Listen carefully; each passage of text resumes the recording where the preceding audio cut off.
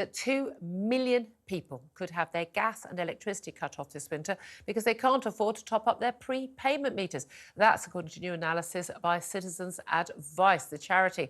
Joining me right now is Angela Knight, a former chief executive of Energy UK and a former Treasury Minister as well. Angela, thank you so much for joining us. Good morning. After late night for Angela. It's afternoon, love.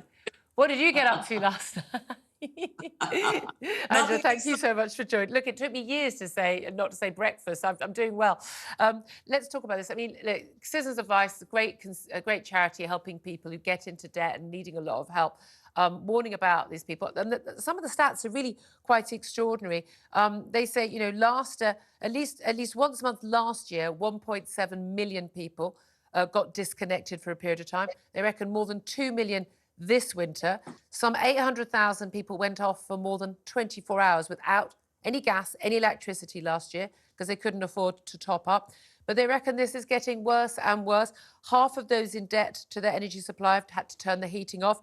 Almost 3 million people live in households where they've skipped meals, cut back on food, or sold possessions to keep their gas or electricity meter topped up. And half of prepayment meter users with children under 4 had disconnected in the past year because they couldn't cope with it. 5 million people live in households where they're in debt to their energy supplier as well. 1 in 10 had to borrow money in the last 6 months to cover the necessities like their energy bill. These are some very worrying statistics. Yes, I mean, the statistics are estimates on the one hand, and also on the other, they don't seem to give the variety of different help that is also in place that comes through the benefit system, and which is significant, and particularly for the poorer end of households. And also, because, you know, we are in a situation now where our energy costs are lower than they were previous years and are set to come down.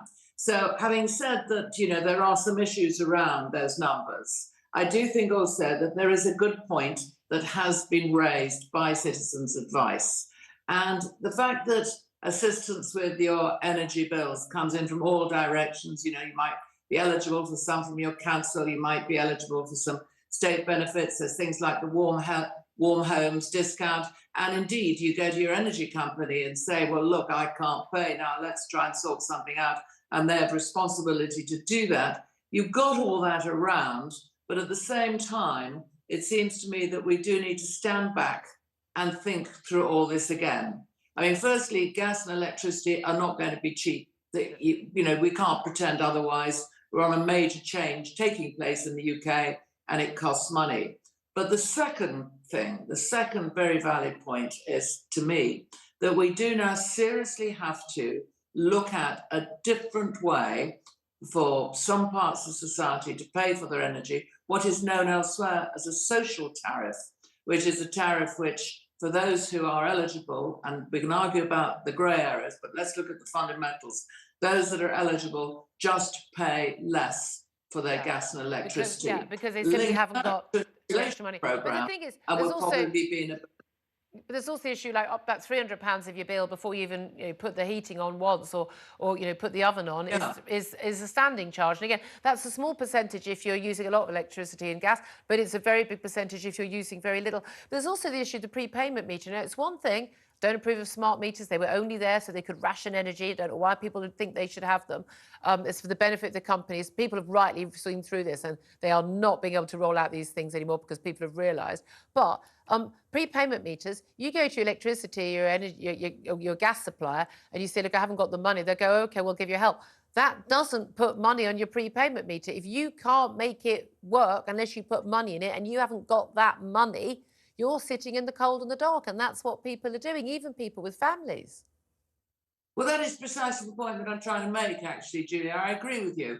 Yes, you can get some additional cash through benefits if you're eligible, and you can then use that to sort out your issues with your prepayment meters, and there is a point to that. But the reality is, in my view, that we are in a short-term situation with, as I say, bits of money coming from different directions and not everybody getting the help that they need. Part of that is poor housing, and that's why insulation, boring though it may sound, has to be some real greater effort put into installation. There are lots of ways of doing that.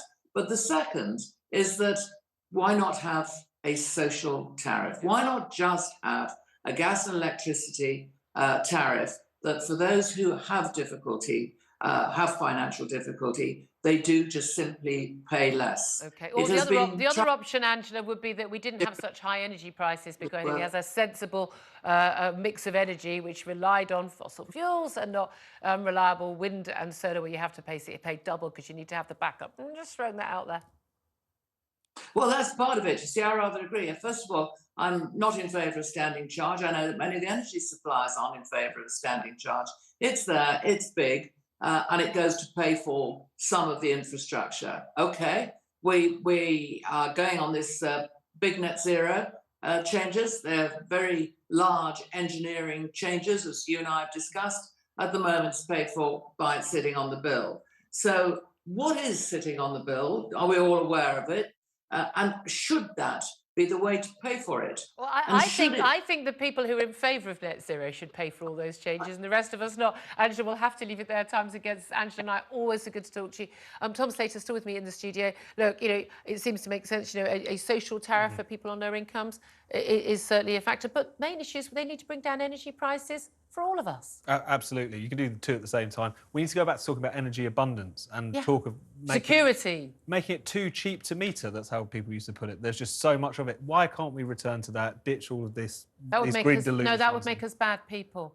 That would make Rishi Sunak look bad at the G8 or whatever. Yeah. I mean, this is not serious politics. The number one priority, security of our borders, and then cheap, abundant, and reliable energy. That is the basis of a 21st century economy. And they are literally, the policy of net zero is the opposite of that.